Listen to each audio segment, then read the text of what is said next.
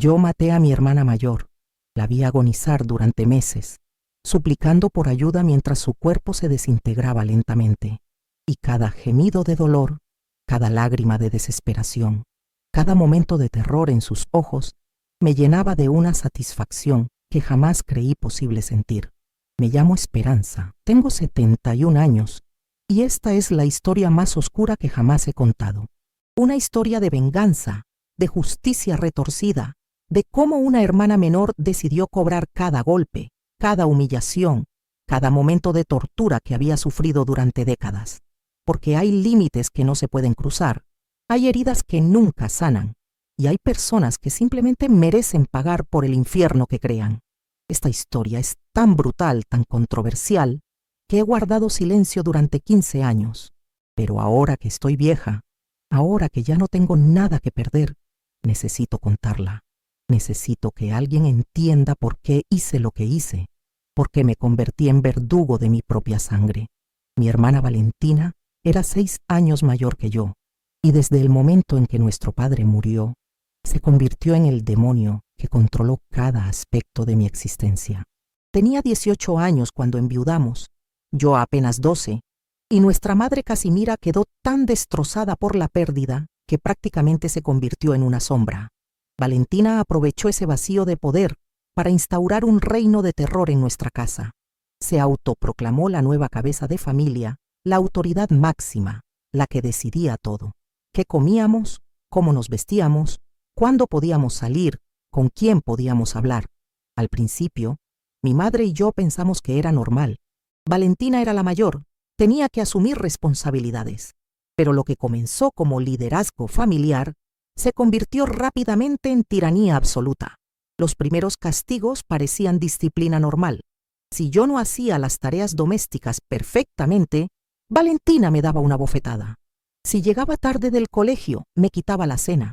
Si protestaba por algo, me encerraba en el sótano durante horas.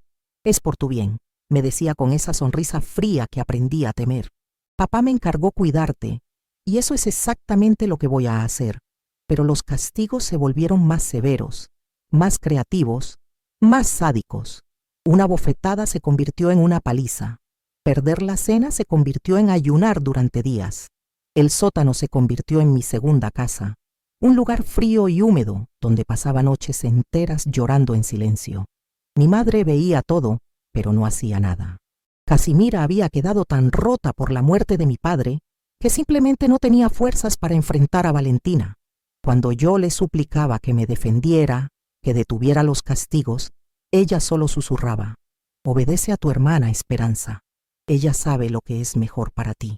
Valentina había logrado algo que pocos tiranos consiguen: el control absoluto sin resistencia. Mi madre la temía tanto como yo, y eso le daba un poder ilimitado sobre nuestras vidas. Cuando cumplí 14 años, los castigos físicos se intensificaron dramáticamente. Valentina ya no se conformaba con bofetadas o empujones. Comenzó a usar objetos, cinturones, palos de escoba, herramientas del cobertizo. Me golpeaba con una precisión calculada, asegurándose de que las marcas quedaran en lugares que nadie pudiera ver.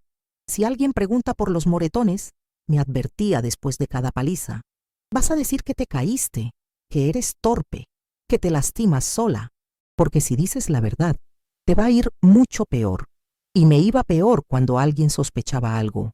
Los maestros del colegio comenzaron a notar mi comportamiento retraído, mis ausencias frecuentes, la forma en que me encogía cuando alguien levantaba la voz. Una vez, la directora me preguntó directamente si todo estaba bien en casa. Esa noche, Valentina me castigó con una brutalidad que jamás olvidaré. Me ató a una silla en el sótano y me golpeó con un cable eléctrico durante horas, asegurándose de que cada latigazo fuera más doloroso que el anterior. «¿Qué le dijiste a la directora?», me gritaba entre golpe y golpe. «¿Qué mentiras inventaste sobre mí?». «Nada», le supliqué entre lágrimas. «No le dije nada, te lo juro». «Mentirosa», me respondió dándome un golpe que me dejó sin aliento. «Siempre has sido una mentirosa, pero voy a enseñarte a decir la verdad». Esa noche aprendí que había niveles de dolor que no sabía que existían. Valentina no solo me golpeaba, sino que parecía estudiar mis reacciones, experimentar con diferentes formas de causarme sufrimiento. Era como si fuera un científico del dolor y yo su rata de laboratorio. Cuando finalmente me desató, no podía caminar. Tenía heridas abiertas en la espalda, moretones que cubrían todo mi cuerpo y una costilla que probablemente estaba fracturada. Pero lo peor no era el dolor físico, sino la comprensión terrible de que esto era solo el comienzo. Mi madre encontró esa madrugada en el sótano, inconsciente y sangrando. Por un momento, vi un destello de la mujer que había sido antes de enviudar. Se arrodilló junto a mí, me abrazó, lloró sobre mis heridas. «Esto tiene que parar», susurró con una voz quebrada. «No puedo permitir que siga lastimándote así». Pero cuando Valentina bajó al sótano y vio a mi madre consolándome, su reacción fue inmediata y aterradora. «¿Qué haces aquí?», le preguntó con una voz que helaba la sangre. «Valentina, por favor», le suplicó mi madre. «Es solo una niña. No puedes seguir tratándola así». «Puedo hacer lo que quiera», le respondió Valentina acercándose a nosotras de forma amenazante. «Soy la cabeza de esta familia, y si no te gusta cómo manejo las cosas puedes irte. Esta es mi casa también». «No», le dijo Valentina con esa sonrisa cruel que conocía tan bien. «Esta es mi casa. Yo pago las cuentas, yo tomo las decisiones. Y si sigues interfiriendo con la disciplina de Esperanza, vas a descubrir que puedo ser igual de estricta contigo». Vi cómo mi madre se encogía ante esa amenaza. Vi cómo el último vestigio de resistencia se desvanecía de sus ojos. Desde ese momento, Casimira se convirtió en una espectadora silenciosa de mi tortura, demasiado aterrorizada para intervenir. Los años siguientes fueron un infierno que se intensificaba constantemente. Valentina había descubierto que tenía un talento natural para causar dolor, y yo me había convertido en su forma favorita de entretenimiento. Desarrolló un sistema elaborado de castigos para diferentes infracciones. Si no limpiaba la casa a su satisfacción, me quemaba con cigarrillos encendidos. Si cocinaba algo que no le gustaba, me obligaba a comer comida podrida hasta vomitar. Si me quejaba de algo, me sumergía la cabeza en agua helada hasta que casi me ahogaba. Pero lo más sádico de todo era que había convertido los castigos en espectáculos. Obligaba a mi madre a presenciar cada sesión de tortura, a ver cómo su hija menor era brutalmente castigada sin poder hacer nada para detenerlo. «Mira bien, mamá», le decía mientras me golpeaba. «Mira lo que pasa cuando no se educa bien a los hijos. Papá te dejó hacer lo que quisieras con nosotras, y mira el resultado. Esperanza es una niña malcriada que necesita disciplina constante».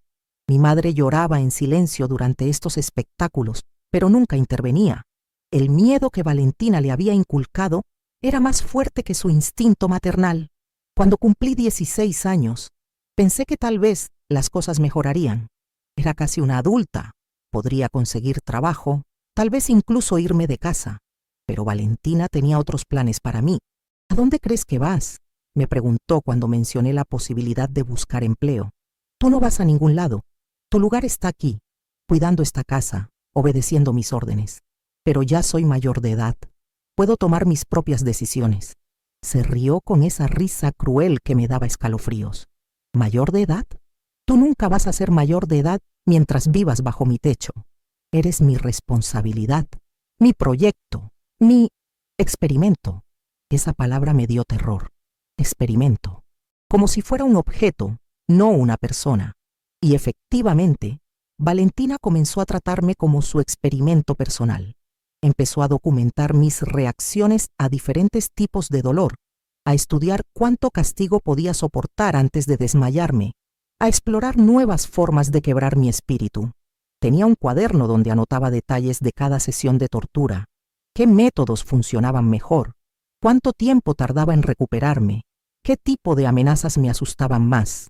Era como si estuviera escribiendo un manual sobre cómo destruir a una persona sistemáticamente. Los castigos se volvieron más elaborados, más científicos. Valentina había leído sobre técnicas de interrogatorio, sobre métodos de tortura psicológica, sobre formas de causar el máximo sufrimiento sin dejar evidencia permanente. Me privaba del sueño durante días, manteniéndome despierta con ruidos constantes o luces brillantes. Me daba comida en mal estado para causarme problemas estomacales. Me encerraba en espacios pequeños durante horas para desarrollar claustrofobia. Estoy perfeccionando mi técnica, me explicaba con orgullo profesional. Cada persona responde diferente al dolor y estoy aprendiendo exactamente qué funciona contigo. Pero lo peor estaba por venir. Cuando cumplí 18 años, Valentina decidió que era hora de expandir sus experimentos a nuevas áreas. Una noche, después de un castigo particularmente brutal por haber mirado mal a un vecino, Valentina me llevó a su cuarto en lugar del sótano. Es hora de que aprendas sobre otros tipos de disciplina, me dijo, con una sonrisa que me llenó de terror. Disciplina más íntima. Lo que pasó esa noche cambió todo. Valentina no solo me golpeó, sino que comenzó a tocarme de formas que me hicieron sentir sucia y confundida.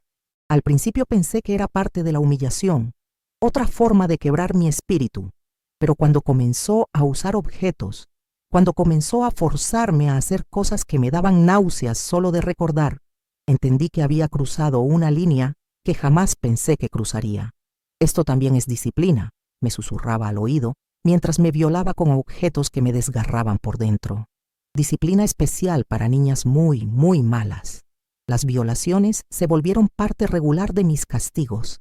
Valentina había descubierto una nueva forma de torturarme y la exploraba con el mismo entusiasmo científico que había aplicado a los golpes y la privación.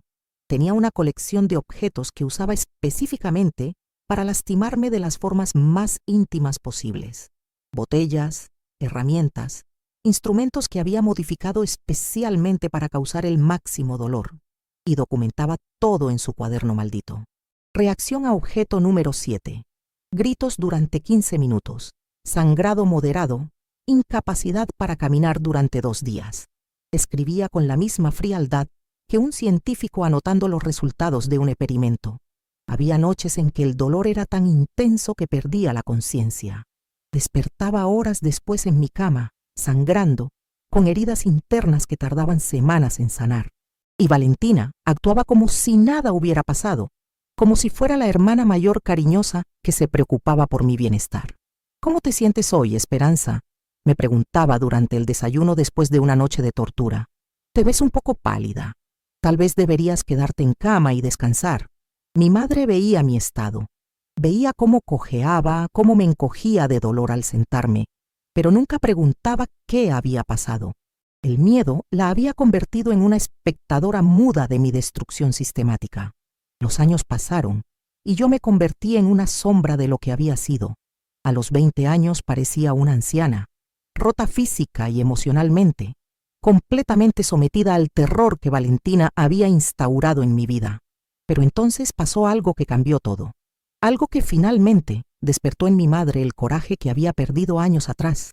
Una noche, después de una sesión particularmente brutal que me dejó inconsciente durante horas, mi madre entró a mi cuarto para verificar que aún estuviera viva.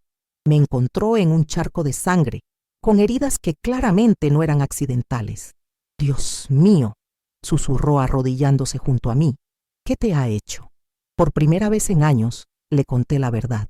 Le hablé de las violaciones, de los objetos, de cómo Valentina había convertido mi cuerpo en su laboratorio personal de tortura. Vi cómo algo se rompía dentro de mi madre, cómo la culpa y el horror se apoderaban de ella completamente. «Esto tiene que parar», me dijo con una determinación que no había visto en años. «Voy a confrontar a Valentina, voy a ponerle fin a esto». «No, mamá», le supliqué. «Va a ser peor. Siempre es peor cuando alguien trata de detenerla». «No me importa», me respondió con lágrimas en los ojos. «Soy tu madre. Debería haberte protegido desde el principio, pero no es demasiado tarde. Puedo protegerte ahora». Al día siguiente, cuando Valentina regresó del trabajo, mi madre la estaba esperando en la sala. Había preparado un discurso. Había reunido el valor para enfrentar al monstruo que había creado con su silencio. «Necesitamos hablar», le dijo a Valentina con una voz que temblaba pero que sonaba decidida. «¿Sobre qué?», preguntó Valentina con esa sonrisa condescendiente que usaba cuando alguien la desafiaba. «Sobre lo que le haces a Esperanza, sobre la forma en que la lastimas. Esto tiene que parar, Valentina. Es tu hermana, no tu juguete». Vi cómo la expresión de Valentina cambiaba lentamente. La sonrisa se desvaneció, reemplazada por algo frío y peligroso. ¿Esperanza te contó mentiras sobre mí?, preguntó con una voz que me dio escalofríos. No son mentiras. Vi las heridas.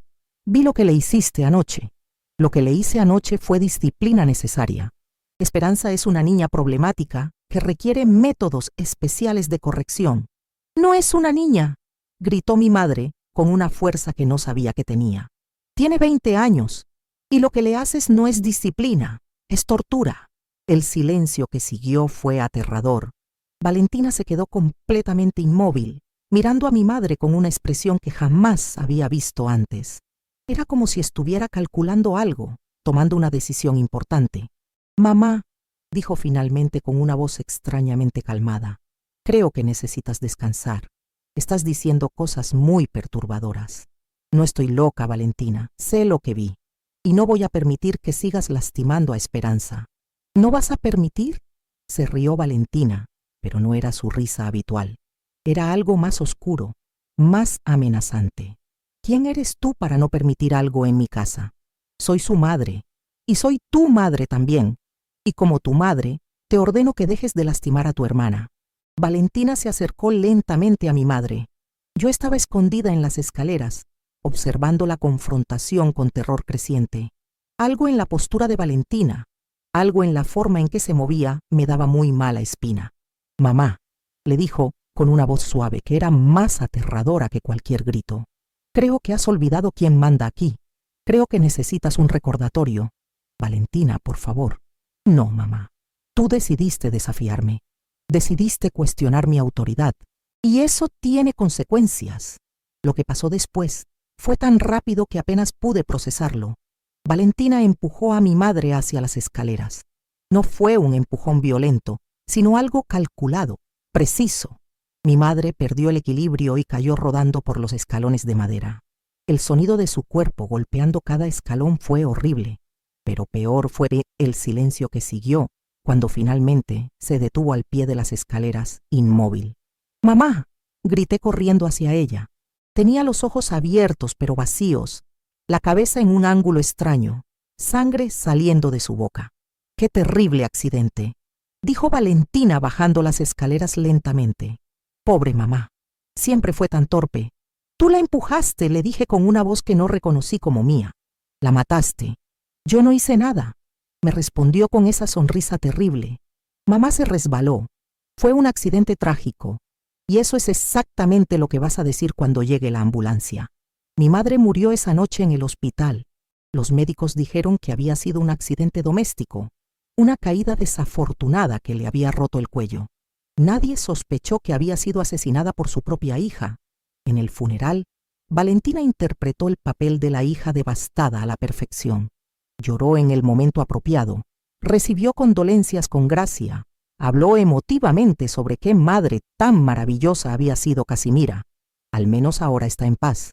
Le dijo a los vecinos que vinieron a dar el pésame. Ya no tiene que preocuparse por nosotras. Yo voy a cuidar muy bien de Esperanza. Esas palabras me llenaron de terror.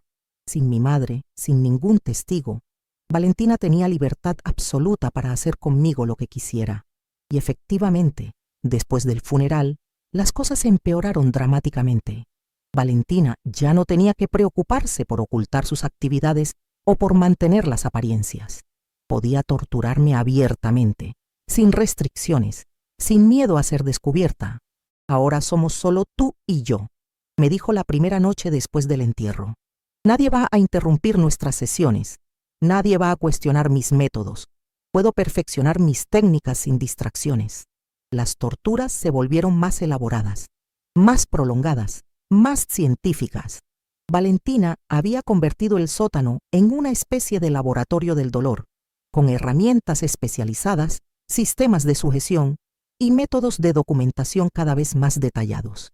Tenía cámaras para grabar mis reacciones, instrumentos médicos para medir mi resistencia al dolor, drogas para mantenerme consciente durante sesiones que normalmente me habrían hecho desmayar. Estoy escribiendo un libro, me explicó una noche mientras me preparaba para otra sesión de tortura. Un estudio científico sobre los límites del sufrimiento humano. Y tú, querida hermana, eres mi sujeto de prueba perfecto. Pasé los siguientes 5 años en un infierno que se intensificaba constantemente. Valentina había perfeccionado el arte de causar dolor que, sin causar daño permanente visible, podía torturarme durante horas y luego enviarme al pueblo a hacer compras, donde nadie sospecharía lo que había pasado. Desarrolló técnicas para causar dolor interno que no dejaba marcas externas, métodos para quebrar mi espíritu sin quebrar mis huesos, formas de violarme que no causaban sangrado visible, pero que me dejaban destrozada por dentro. «Eres mi obra maestra», me decía con orgullo después de cada sesión. «He logrado crear el sujeto de prueba perfecto, completamente sometido, completamente quebrado, pero funcionalmente intacto». Y tenía razón. Yo funcionaba. Cocinaba, limpiaba, hacía las compras, mantenía las apariencias. Pero por dentro era un cadáver ambulante, una cáscara vacía que solo existía para servir como objeto de experimentación de Valentina. Pero entonces, cuando yo tenía 26 años, algo cambió. Valentina conoció a un hombre llamado Romualdo, un viudo mayor que se sintió atraído por su aparente dulzura y dedicación familiar. «Voy a casarme», me anunció una noche después de una sesión particularmente brutal. «Romualdo es un buen hombre que va a cuidar muy bien de mí». «¿Y qué va a pasar conmigo?», le pregunté con terror. «Tú vas a venir con nosotros, por supuesto. Romualdo entiende que tengo responsabilidades familiares. Entiende que mi hermana menor necesita cuidados especiales». El matrimonio se celebró 6 meses después. Romualdo era un hombre callado, trabajador, que parecía genuinamente enamorado de Valentina. No tenía idea de la clase de monstruo con la que se estaba casando. Nos mudamos a la casa de Romualdo, una propiedad más grande con un sótano más espacioso que Valentina inmediatamente reclamó como su nuevo laboratorio. Las torturas continuaron, pero ahora tenían un elemento adicional de peligro: la posibilidad de que Romualdo descubriera lo que pasaba. «Si Romualdo sospecha algo», me advirtió Valentina, «voy a decir que estás loca, que tienes episodios violentos y que necesitas ser contenida por tu propia seguridad. ¿Quién crees que me va a creer, a mí o a ti?» Romualdo nunca sospechó nada. Valentina era una actriz consumada que interpretaba el papel de esposa amorosa y hermana dedicada a la perfección. Cuando él estaba presente, me trataba con aparente cariño y preocupación. «Esperanza ha tenido una vida difícil», le explicaba a Romualdo cuando él notaba mi comportamiento retraído. «Perdió a nuestros padres muy joven y nunca se recuperó completamente. Pero yo la cuido, me aseguro de que tenga todo lo que necesita». Y Romualdo, siendo un hombre bueno y confiado, aceptaba esa explicación sin cuestionarla. Incluso llegó a sentir lástima por mí, la pobre hermana traumatizada que necesitaba cuidados especiales. Los años pasaron y mi situación se volvió aún más desesperante. Valentina había perfeccionado sus técnicas hasta el punto de que podía torturarme durante horas sin que Romualdo, durmiendo en el piso de arriba, se diera cuenta de nada. Había insonorizado el sótano, había desarrollado métodos de tortura silenciosa, había aprendido a leer mis límites con precisión científica. Podía llevarme al borde de la muerte y luego traerme de vuelta una y otra vez durante sesiones que duraban toda la noche. «Eres mi logro más grande», me susurraba mientras me torturaba. «He creado el sujeto de prueba perfecto. Puedo hacer contigo lo que quiera, cuando quiera, durante el tiempo que quiera, y nadie jamás lo sabrá». Pero Valentina cometió un error que finalmente me dio la oportunidad que había estado esperando sin saberlo durante años. Se volvió descuidada, confiada. Después de tantos años de control absoluto, comenzó a creer que era invencible, que nada podía tocarla.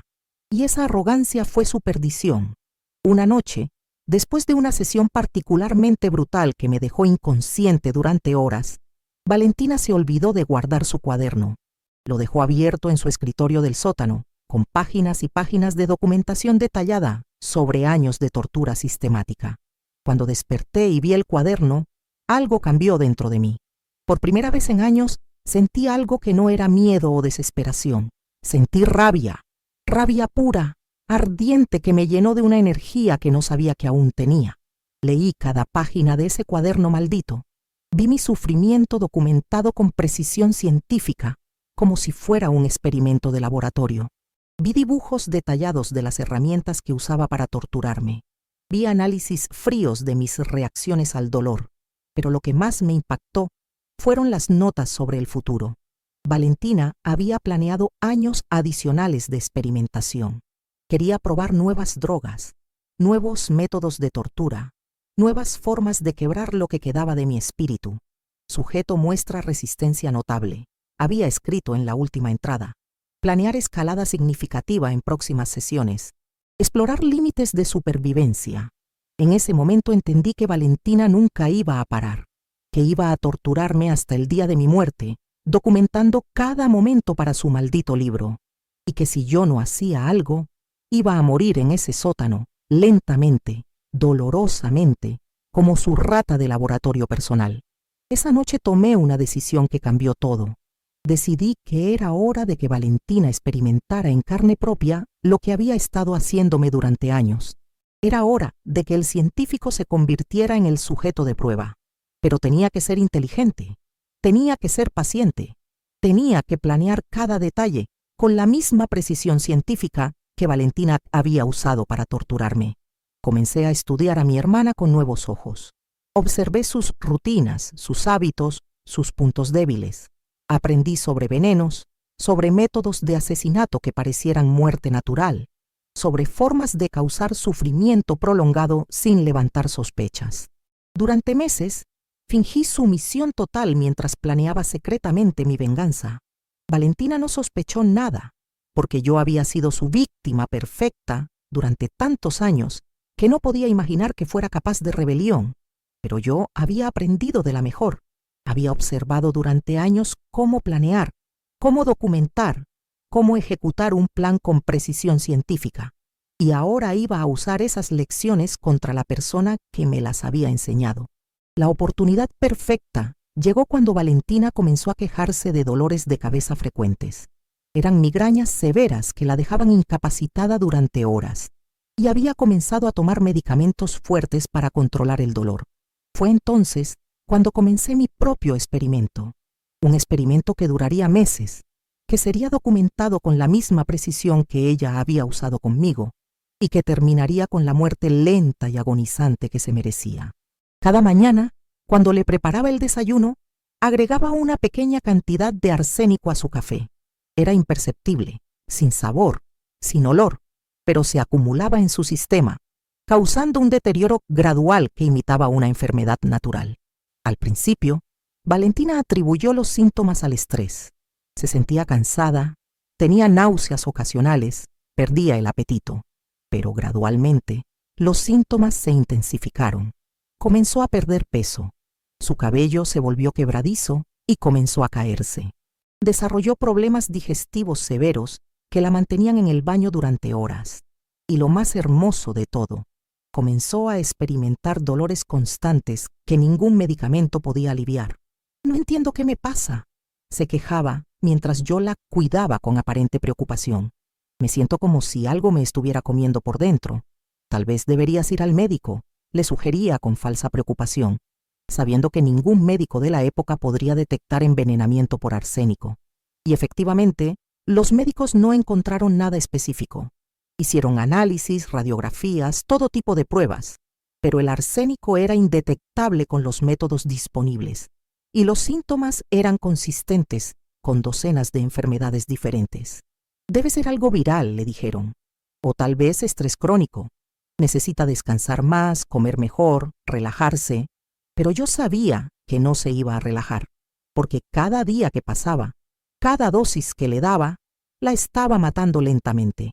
Y lo más delicioso de todo era que ella no tenía idea de lo que le estaba pasando. Durante los primeros 3 meses, Valentina siguió torturándome, aunque con menos frecuencia debido a su deterioro físico, pero gradualmente se volvió demasiado débil para mantener sus sesiones regulares. No me siento bien, me decía después de intentar una sesión de tortura que tuvo que interrumpir porque se desmayó. Algo está muy mal conmigo. Pobrecita, le respondía con compasión fingida. Déjame cuidarte. Voy a prepararte algo especial para que te sientas mejor. Y le preparaba sopas cargadas de arsénico, tés envenenados, medicinas caseras que aceleraban su deterioro. Cada comida era una dosis adicional de muerte lenta. Después de 6 meses, Valentina estaba irreconocible. Había perdido más de 20 kilos. Su cabello se había caído casi completamente y su piel tenía un color amarillento enfermizo. Pero lo más satisfactorio era ver el miedo en sus ojos, la misma expresión de terror que yo había tenido durante años. Esperanza, me susurró una noche cuando el dolor era particularmente intenso. Creo que me estoy muriendo. No digas tonterías, le respondí con la misma voz condescendiente que ella había usado conmigo durante años. Solo estás un poco enferma. Voy a cuidarte hasta que te recuperes. Pero ambas sabíamos que no se iba a recuperar. El arsénico había hecho demasiado daño a sus órganos internos. Sus riñones estaban fallando, su hígado se estaba desintegrando y su sistema nervioso había comenzado a colapsar. Durante el 7º mes, Valentina comenzó a tener alucinaciones. Veía cosas que no estaban ahí, escuchaba voces que la acusaban, revivía momentos de su pasado con terror creciente. Veo a mamá, me decía con los ojos llenos de terror. Me dice que sabe lo que hice. Me dice que voy a pagar por empujarla. Son solo alucinaciones, le aseguraba mientras le daba otra dosis de veneno disfrazada de medicina. Tu mente está jugándote trucos. Pero las alucinaciones se volvieron más específicas, más acusatorias. Valentina comenzó a ver a todas sus víctimas, a escuchar nuestros gritos, a revivir cada momento de sadismo que había disfrutado durante años. Me persiguen, lloraba en medio de sus delirios. Todas las personas que lastimé me persiguen. Me dicen que merezco morir. ¿A quién lastimaste, Valentina?, le preguntaba con inocencia fingida. Tú siempre has sido una buena persona, pero en sus momentos de lucidez comenzó a sospechar. Su mente, aunque deteriorada por el veneno, aún era lo suficientemente astuta para notar patrones extraños. ¿Por qué tú no te enfermas?, me preguntó una tarde, después de otro episodio de vómitos violentos. Comemos la misma comida, vivimos en la misma casa, pero solo yo estoy enferma. Porque yo no tengo la conciencia sucia, le respondí con una sonrisa que no pude ocultar. Las personas malvadas se enferman más fácilmente. Vi un destello de comprensión en sus ojos. Por un momento, creo que entendió exactamente lo que estaba pasando, pero ya era demasiado tarde. El arsénico había hecho demasiado daño y su cuerpo ya no podía recuperarse. Tú, comenzó a decir, pero un ataque de tos violenta la interrumpió. Cuando terminó de toser, había sangre por toda la almohada. ¿Yo qué, Valentina?, le pregunté acercándome a su cama. ¿Qué ibas a decir? Pero ya no podía hablar. El veneno había afectado sus cuerdas vocales y solo podía emitir gemidos ahogados de dolor y terror. Los últimos días fueron los más satisfactorios de mi vida. Valentina sabía que se estaba muriendo. Sabía que algo no estaba bien, pero no podía hacer nada para detenerlo. Estaba completamente indefensa, completamente a mi merced, exactamente como yo había estado durante años. ¿Duele, Valentina?, le susurraba al oído mientras agonizaba. ¿Duele tanto como me dolía a mí cuando me torturabas? Sus ojos se llenaban de lágrimas, pero ya no podía responder. Solo podía sufrir en silencio, como yo había sufrido durante décadas. La noche antes de su muerte, me senté junto a su cama y le hablé con una voz suave y cariñosa. ¿Sabes qué, hermana querida?, le dije acariciándole la frente sudorosa. Yo sabía exactamente lo que te estaba haciendo. Cada gota de arsénico que te di fue por cada momento de tortura que me causaste. Cada día de agonía que estás sintiendo es por cada año de infierno que me hiciste vivir. Los ojos de Valentina se abrieron con horror. Trató de hablar, de protestar, pero solo salieron gorgoteos ahogados de su garganta. Cada página de tu maldito cuaderno, continué con esa sonrisa terrible que había aprendido de ella, me enseñó exactamente cómo planear tu muerte. Usé tus propios métodos contra ti, tu propia precisión científica para diseñar tu destrucción. Valentina murió esa madrugada, sola, aterrorizada y completamente consciente de que había sido asesinada por su propia víctima. Su último aliento fue un gemido ahogado de dolor y desesperación. Cuando llegó la ambulancia, yo estaba llorando desconsoladamente junto a su cama. Era la hermana menor devastada por la pérdida de su hermana mayor, que había luchado valientemente contra una enfermedad misteriosa. Romualdo estaba destrozado. Había perdido a la mujer que amaba sin entender nunca la clase de monstruo que realmente era. En el funeral, habló emotivamente sobre qué esposa maravillosa había sido Valentina, qué hermana dedicada, qué pérdida tan terrible para la familia. Si hubiera sabido la verdad, pero yo sabía la verdad. Y esa verdad me había liberado finalmente del monstruo que había controlado mi vida durante décadas. Después del funeral, Romualdo me ofreció quedarme en la casa. Valentina habría querido que cuidara de ti, me dijo con lágrimas en los ojos. Eres lo único que me queda de ella. Acepté su oferta, pero no por las razones que él pensaba. Me quedé porque quería disfrutar de mi libertad en el mismo lugar donde había sido torturada durante años. Quería caminar por esa casa sabiendo que el monstruo estaba muerto, que nunca más podría lastimarme. Convertí el sótano en mi estudio. Quemé todas las herramientas de tortura de Valentina. Destruí su cuaderno maldito. Borré toda evidencia de los horrores que habían ocurrido ahí y en su lugar creé un espacio de paz donde podía sanar finalmente. Romualdo vivió 5 años más antes de morir de un infarto. Me dejó la casa en su testamento, junto con una carta donde expresaba su gratitud por haberlo consolado después de la muerte de Valentina. Eres un ángel, había escrito.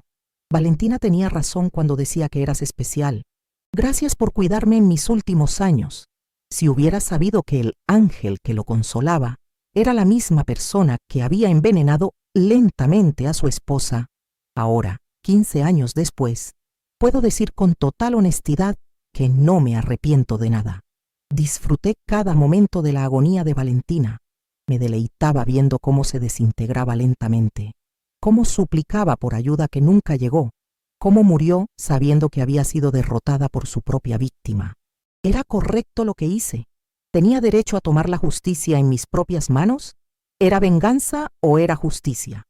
Esas preguntas no me quitan el sueño, porque cuando alguien te convierte en su experimento personal de tortura durante décadas, cuando alguien mata a tu madre por tratar de defenderte, cuando alguien documenta tu sufrimiento como si fueras una rata de laboratorio, merece morir de la forma más cruel posible.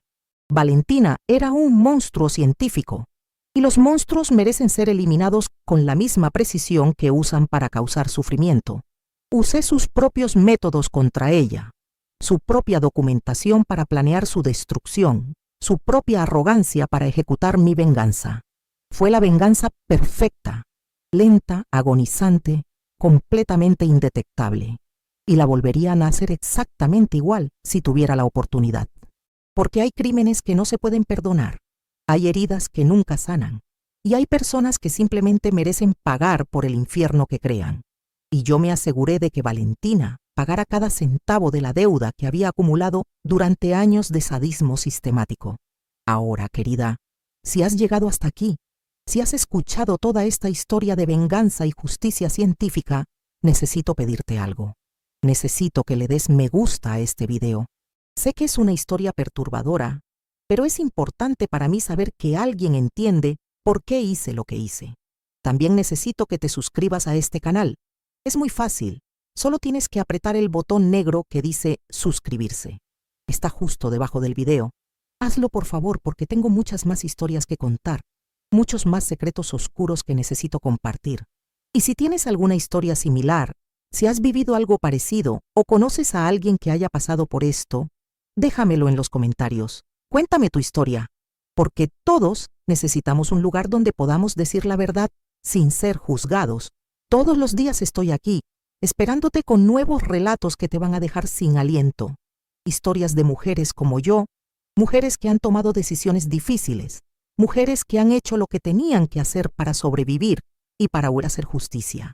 Perdón si este video ha sido muy largo, pero estas historias hay que contarlas al detalle. Necesitaba soltar todo esto ya. Necesitaba este desahogo después de tantos años de guardar silencio. Gracias por acompañarme hasta el final, por escuchar sin juzgar, por entender que a veces la justicia real viene de las manos de las víctimas que se cansan de sufrir.